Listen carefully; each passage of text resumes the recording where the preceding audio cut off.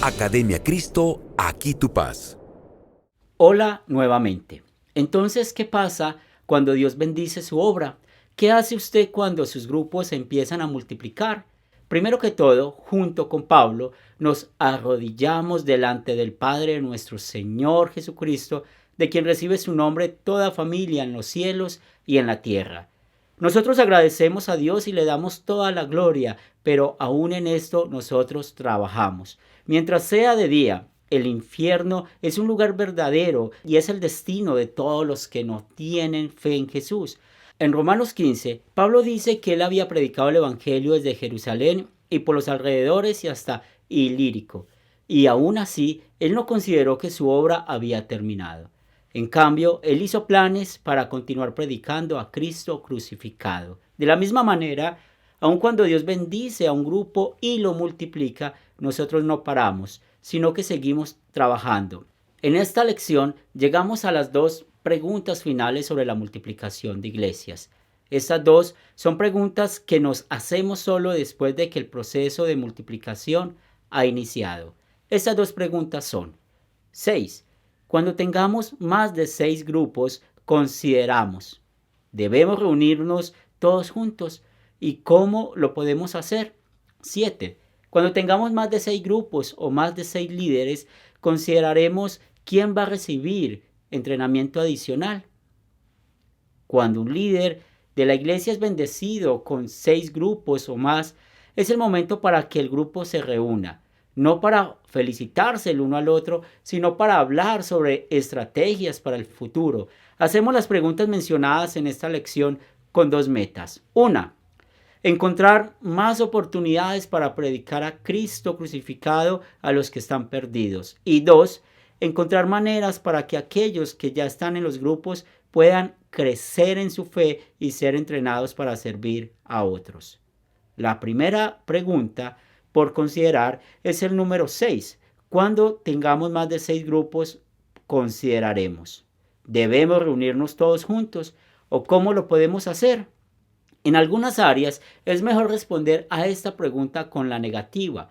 Por ejemplo, muchas iglesias en China siempre deben seguir siendo grupos pequeños que se reúnen en casas debido a las restricciones impuestas por el gobierno. Tal vez en su contexto ustedes hablarán sobre esta pregunta y decidirán permanecer como una red de pequeños grupos conectados que se están multiplicando. Eso está bien. Sin embargo, recuerde que la pregunta debería ser discutida con los líderes de los grupos antes de hacer una determinación.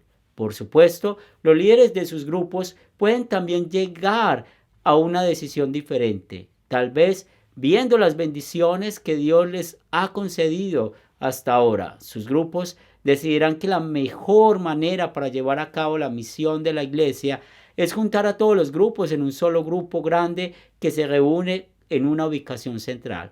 Cuando consideren esta pregunta, querrán pensar en las maneras en que puedan compartir fondos para hacer esto posible. Además, querrán pensar en lo que ustedes harán cuando se reúnan. Por ejemplo, si algunos grupos en su libertad cristiana usan diferentes formas de adoración y estilos de música que otros grupos, al reunirse en un solo grupo podrían eso causar dificultades, discordia o impedir la obra del Evangelio.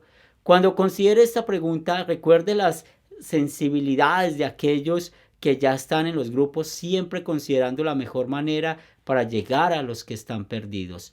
La otra pregunta que estamos considerando hoy es similar. 7. Cuando tengamos más de 6 grupos o más de 6 líderes, consideraremos quién va a recibir entrenamiento adicional. En la segunda carta a Timoteo 4:2, Pablo anima a Timoteo, un líder joven de la iglesia, que prediques la palabra, que hices a tiempo y fuera de tiempo.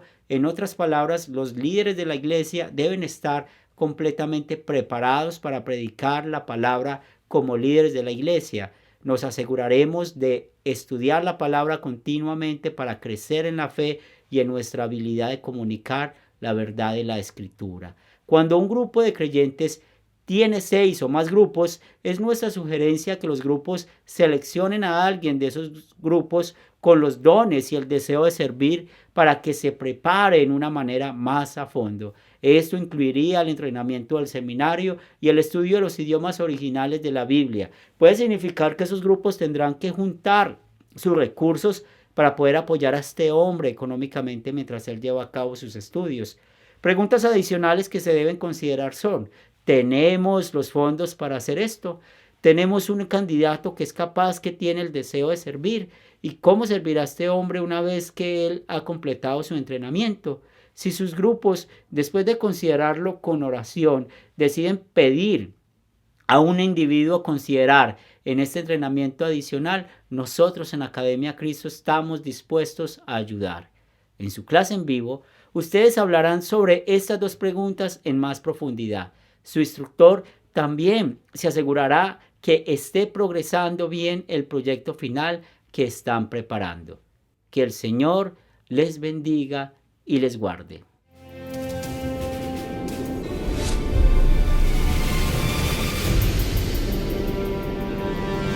Academia Cristo, aquí tu paz.